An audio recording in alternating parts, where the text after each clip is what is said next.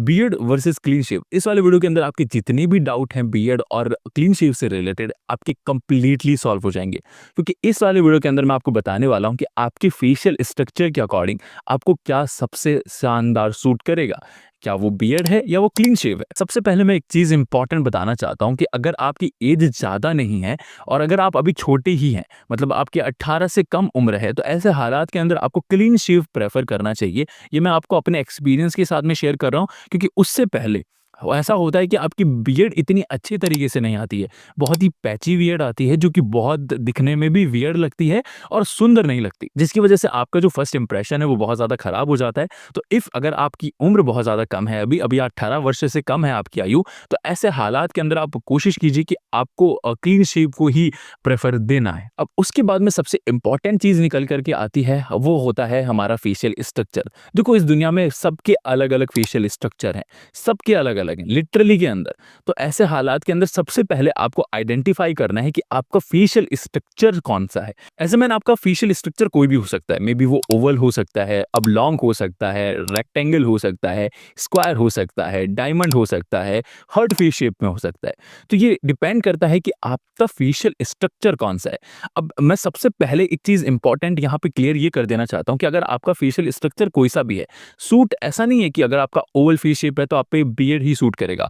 हो सकता है कि ऐसे हालात में भी आपका आप पे क्लीन शेव सूट करे, जस्ट बिकॉज़ आपका जो आईज़ का शेप है, जो नाक का स्ट्रक्चर है, जो लिप्स का स्ट्रक्चर है, वो थोड़ा-सा अनकंडीशनल अलग तरीके से हो। सबके फेस शेप अलग-अलग तरीके से डिज़ाइन होते हैं, अलग-अलग तरीके से बने हुए होते हैं।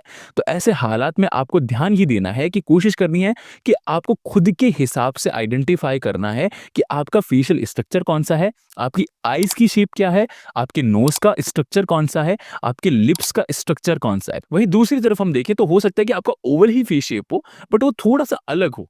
तो ऐसे हालात में सबसे पहले आपको आइडेंटिफाई करना है कि आपकी सिमेट्रिक्स कैसे हैं। आँखों का फेस शेप, नाक का फेस शेप, लिप्स का फेस शेप, चिन का face shape, in fact jaw line भी बहुत ज़्यादा मैटर करती है। तो सबसे पहले यू हैव टू अंडरस्टैंड कि आपको अपने फेशियल स्ट्रक्चर्स को समझना पड़ेगा और उसके लिए आप चैट जीपीटी का इस्तेमाल कर सकते हो। अब सबसे पहले हम बात करते हैं कि क्लीन शेव किन-किन फेशियल स्ट्रक्चर वालों को रखना चाहिए।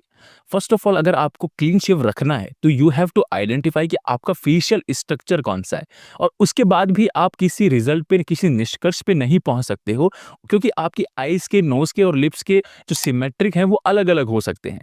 तो यू हैव टू आइडेंटिफाई कि अगर आपको क्लीन शेव में रहना है तो आपके फेशियल स्ट्रक्चर्स कौन से हैं।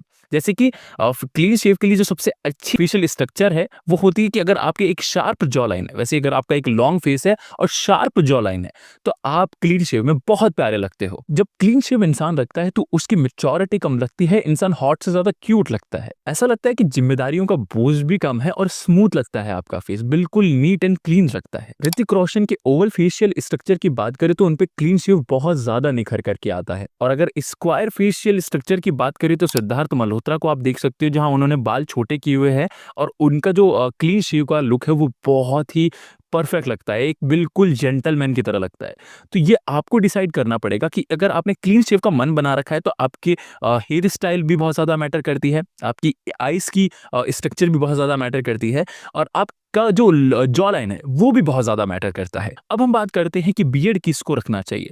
देखो, बियर्ड उन लोगों को रखना चाहिए जिनका जर्नली और नेचुरली जो जॉ लाइन है वो थोड़ा-सा वीक है, मतलब वो उस तरह से दिख करके नहीं आ रहा है। साथ ही साथ जो ऐसे लोग हैं जिनको मैच्योरिटी में थोड़ा बड़ा दिखना होता है, जिनको थोड़ा-सा फिलॉसफर टाइप दिखना होता है, जिनको ओल्ड एज टाइप वाइब देनी होती है, तो ऐसे हालात के अंदर आप बियर्ड को प्रेफ़रेंस दे सकते हो। Beard, to be very honest, round और लॉन्ग फेशियल स्ट्रक्चर पे बहुत ज़्यादा निखर करके आती है, क्योंकि उनको यहाँ पर बैलेंस की ज़रूरत होती है।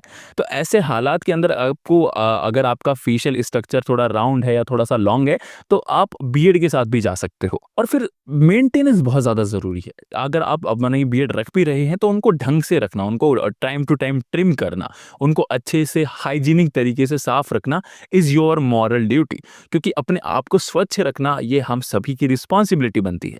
लेकिन मैं आपको फिर भी यही कहना चाहूँगा कि क्लीन शेव हो या बियर्ड हो, आपको अपने फेशियल स्ट्रक्चर के अकॉर्डिंग दिखना चाहिए कि आप पे क्या जच रहा है।